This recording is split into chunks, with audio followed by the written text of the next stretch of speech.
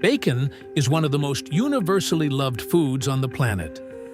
That perfect combination of salty, smoky, crispy, and rich. Strips of layered fat and meat that can make almost any dish better.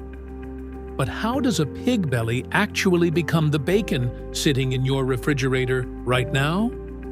Today, we're going inside the facilities where bacon is made, from the farm to the final vacuum-sealed package. Right here, on Stories Behind Everything. At its core, bacon is simply pork belly that has been cured and smoked. Those alternating strips of fat and meat that deliver an extraordinary flavor have been a staple of human diets for centuries.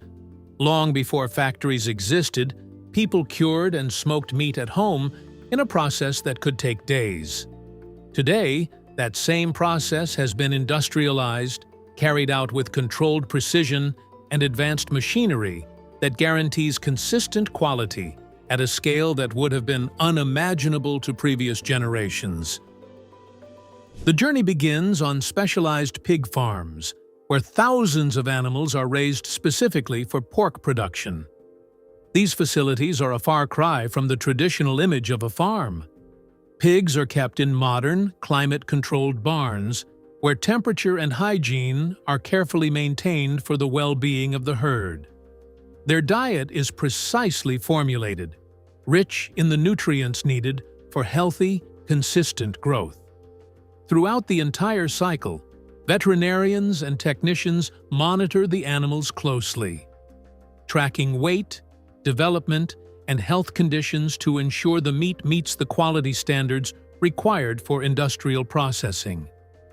When the pigs reach the ideal weight and size, they're loaded onto specially designed transport trucks equipped with internal dividers, non-slip flooring, and adequate ventilation, all designed to minimize stress during the journey and ensure the animals arrive at the processing facility in good condition. Upon arrival at the facility, the pigs are unloaded and directed to a holding area where they undergo veterinary inspection to confirm they're in good health. After inspection, they move to slaughter, the point at which the production process officially begins. Following slaughter, the carcasses go through evisceration and sanitary inspection before being chilled and transferred to the deboning and cutting section. The pork belly, also known as pancetta, is the cut used for bacon production. Located below the loin and between the ribs and the lower part of the animal, it's prized for its rich fat content and tender texture. Larger bones like the spine, ribs, and hip are removed with precision using specialized knives and industrial bone saws, carefully preserving as much meat as possible. After deboning, the meat is cut into larger pieces according to the desired final product. The loin destined for fresh cuts or ham, and the belly destined for bacon. At this stage, excess fat and skin are trimmed away to ensure uniformity, and the belly pieces pass through rollers on conveyor belts that press and even out their thickness, producing a rectangular block of meat that will become the finished bacon. The pork belly then moves to curing, one of the most critical stages in transforming raw meat into bacon. Curing is a proven preservation method that uses a mixture of salt, sugar, and sodium nitrate to enhance the characteristic color, extend shelf life, and improve food safety. The process can be carried out in two ways: dry curing, where the mixture is rubbed directly onto the surface of the meat, or wet curing, where the belly is submerged in or injected with a brine solution. In the injected wet curing method, the most common in industrial production, machines equipped with multiple fine needles inject brine directly into the meat. This brine contains water, salt, sugar, nitrate, and in some cases, additional seasonings. The injection is done uniformly, reaching every fiber of the meat within seconds. Something impossible to achieve by simply rubbing the surface. Curing serves two key purposes: preserving the meat against bacterial growth and intensifying the flavor, giving bacon that distinctive, unmistakable taste everyone recognizes. During curing, which can last anywhere from a few hours to several days depending on the technique, the meat rests in climate-controlled chambers where temperature and humidity are carefully maintained, allowing the brine to penetrate deeply into every fiber. Only after this stage is complete is the belly ready for the next step. With the belly cured and full of flavor, it's time for the most defining stage of the entire process: smoking.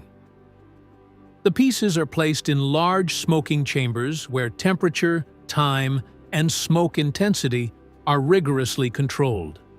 The smoke is produced by the slow burning of special hardwoods, typically hickory or oak, which release unique aromatic compounds that penetrate deep into the meat. This process does more than just add flavor. It helps preserve the product and creates that golden color and irresistible aroma that announces bacon from across the kitchen. Depending on the technique, smoking can be done hot, lightly cooking the meat in the process, or cold, where the smoke infuses the flavor without significantly raising the temperature. Either way, this is the moment the belly truly becomes bacon, developing its own unmistakable identity. After smoking, the pork belly undergoes controlled cooling. Still hot from the smoking chambers, the pieces are moved into refrigeration tunnels, where low temperatures rapidly stabilize the meat, firm its texture, and prevent bacterial growth. This cooling stage is essential. Only once the belly is properly chilled can it be sliced with the precision required for a consistent final product. Before slicing, any remaining skin is removed, rough edges are trimmed, and the pieces are aligned into uniform blocks ready to feed the slicing machines. Industrial automatic slicers, using rotary or continuous blade systems, cut the bacon at high speed with micrometric precision. The thickness of each slice is fully adjustable, from thin 1 to 3 millimeter slices for standard bacon to thicker 3 to 6 millimeter cuts for premium products. Real-time sensors and cameras monitor the pieces throughout, maintaining uniformity and minimizing waste. The sliced bacon is organized onto trays and moved to the final packaging stage. Automated machines seal each portion either under vacuum or in a modified atmosphere, removing oxygen to significantly extend shelf life. Every package passes through weighing, labeling, and inspection systems to ensure it meets the required quality standards. Finally, the finished product is directed to cold storage chambers, where it remains refrigerated until it's transported to supermarkets and onto the shelves where it will eventually end up in your kitchen. And that's how bacon is made. From a carefully raised pig on a specialized farm, through curing, smoking, and precision slicing, to the vacuum-sealed package in your refrigerator. The next time you hear that unmistakable sizzle in the pan, you'll know exactly what went into making it. If you enjoyed this episode, drop a like, share it with your friends, and leave a comment telling us where you're watching from. Subscribe and turn on notifications so you never miss a new upload. Thanks for watching.